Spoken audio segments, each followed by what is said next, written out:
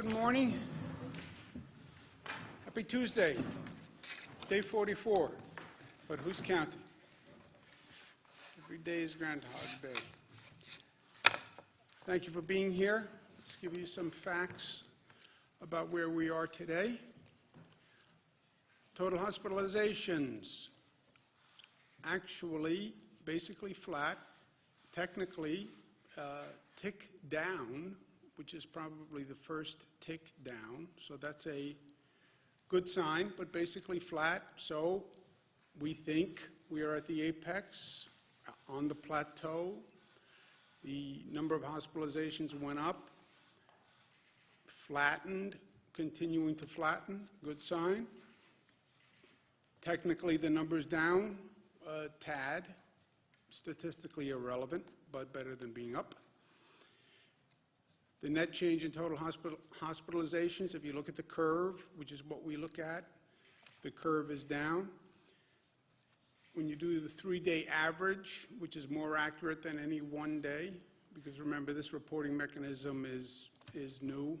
We just put it in during this situation, so I wouldn't bet all the chips on any one day. But when you look at 3 days, you look at the overall curve, we think it's indicative. So the 3-day average is down. The net change in ICU admissions is down. Again, the ICU admissions I take with a grain of salt, since hospitals are no longer what they were, and they're basically all ICU wards.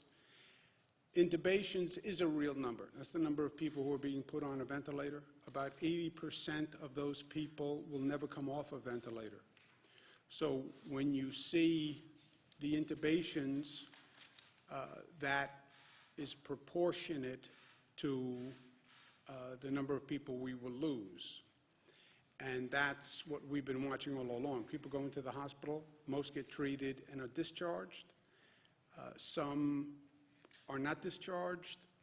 If they're intubated, about 80% of the people who are intubated will not come off the ventilator. The number of new people going into the hospital per day is also down, but we still have 1,600 new COVID cases yesterday.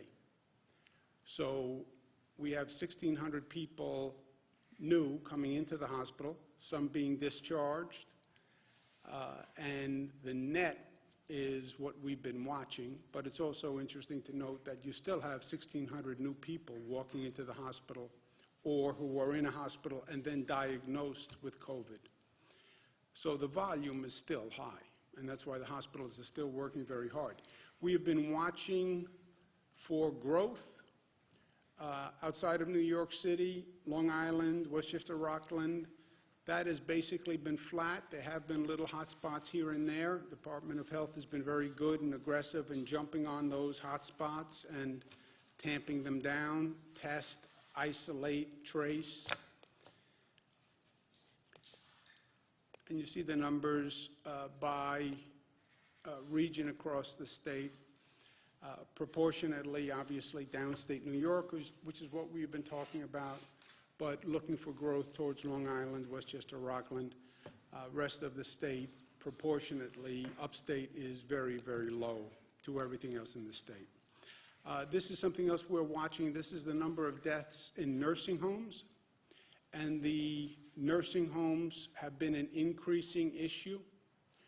The nursing home issue was flagged by the first cases we had in the state of Washington, because that is the vulnerable population in the vulnerable place. And we've been worrying about nursing homes from day one, as we saw in the state of Washington. But you see the percentage of loss of life is getting higher in the nursing homes compared to the hospitals.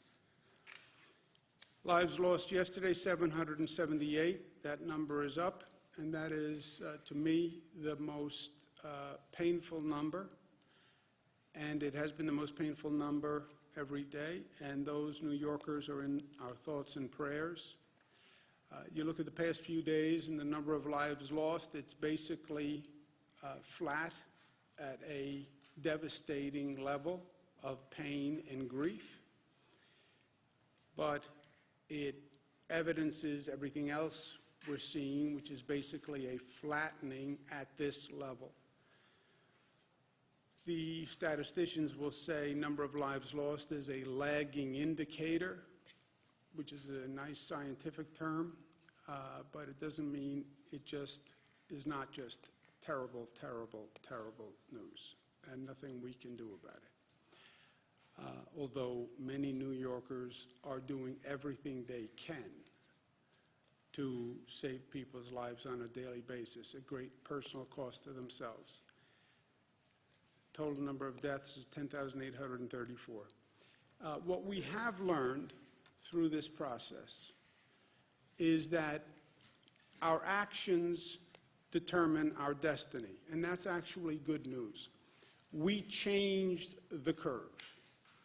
Every projection model, White House, CDC, Coronavirus White House Task Force, Columbia, Cornell, Gates-funded group, every projection had a higher rate of infection, higher rate of death. CDC was talking about over 1 million people.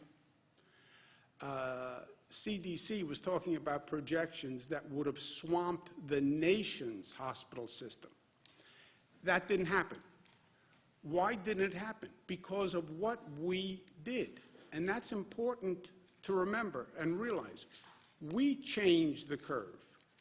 Better way to say it is we are changing the curve every day. We have shown that we control the virus doesn't control us. And this is a big deal. Look, we could have been in a place where we couldn't stop the spread of the virus. We could have done this whole lockdown, closed down, shut down, and you still could have seen those numbers going up. That would have been a frightening place. We should take some comfort in the fact that we have demonstrated that we can actually control the spread of the virus. Now, tremendous, dramatic pain to do it, shut down everything. But thank God we can control the spread. Can you imagine how bad a situation it would be if we did all of this and you still saw those numbers going up? You lock up your family, you protect them, but somehow the virus still infiltrated the house. That would have been frightening. So there is good news in this. But there's also a caution flag. We are, in some ways, artificially controlling that curve. We've taken all these extraordinary actions, and we are reducing the rate of infection. That means whatever we do today will determine the infection rate tomorrow. It is total cause and effect. So you stop doing what you're doing, or you behave differently, and you will get a different result. And that's important to remember as we talk about reopening. Everybody's anxious to reopen. I get it. I'm anxious to reopen. Cara and Michaela went out of the house. I trust you. They trust me. They love me. They love spending time with me, but they're sort of done with the entire experience. And that's universal. People need to get back to work. The state needs an economy. We cannot sustain this for a prolonged period of time. Everybody agrees. But everybody will also say how you reopen is everything, because of the first point, which is we are now keeping down that rate of infection. And if you start acting differently, you will see a corresponding increase in that rate of infection. And the worst scenario would be if we did all of this, we got that number down, everybody went to extraordinary means, and then we go to reopen and we reopen too fast, or we reopen and there's unanticipated consequences and we see that number go up again. Well, you're being hyper-cautious. Oh, really? Go look at other countries that went through exactly this, started to reopen, and then they saw the infection rate go back up again. So let's at least learn from past mistakes. We've laid out a way to reopen coming up with a comprehensive plan, first that is regional in nature. We have 7 states that we're working with. The virus doesn't understand state boundaries, doesn't understand that it needs a passport. You know, it defies all of our norms. So how do you put the best minds together in a 7-state area, come up with a regional strategy? Because the virus can get on Amtrak, the virus can get on a plane, the virus can get in a car and drive up 95. We're all connected. And in truth, since nobody knows where they're going, and nobody's done this before, let's think together and let's plan together. If we can't come up with a common plan, let's see if we can come up with a plan that's not contradictory. Let's see if we can get to a place where what Connecticut does, New Jersey does, is not counter to what we're doing here in New York. And that's the point of the 7 states working together. Also, the point is it doesn't work unless you coordinate the reactivation of all the systems. I did this graphic because no one got when I went like this yesterday, and I said the gears have to mesh. This is what I was saying. I could see, Nick, that you did not get what this meant. So that's a clarifier for you personally from yesterday. We also have to be clear on who is responsible for each element of the opening. The President said last night that he has total authority for determining how and when states reopen. That is not an accurate statement, in my opinion. Now that we know that government actually matters and government is relevant and that government has to be smart, because what government does is determining how this goes. It's literally determining, in many ways, life and death. We have to be smart about it. The federal-state relationship is central to our democracy. This has been a topic discussed since our founding fathers first decided to embark on this entire venture, right? This is basic federalism, the role of the states and the role of the federal government. It is important that we get this right. Our founding fathers understood, and we have to remember today, that the balance between the state and the federal, that magnificent balance that is articulated in the Constitution, is the essence of our democracy. We don't have a king in this country. We didn't want a king, so we have a Constitution and we elect a president. The states, the colonies, formed the federal government. The federal government did not form the states. It's the colonies that ceded certain responsibility to a federal government. All other power remains with the states. It's basic to our Constitution and that federal-state relationship. Hamilton, who in many ways was representative of this discussion of the balance of power. State governments possess inherent advantages which will ever give them an influence and ascendancy, a beautiful word, over the national government, and will forever preclude the possibility of federal encroachments on the states. That their liberties indeed can be subverted by the federal head is repugnant to every rule of political calculation. Strong language, but that was the premise. So there are laws and there are facts, even in this wild political environment.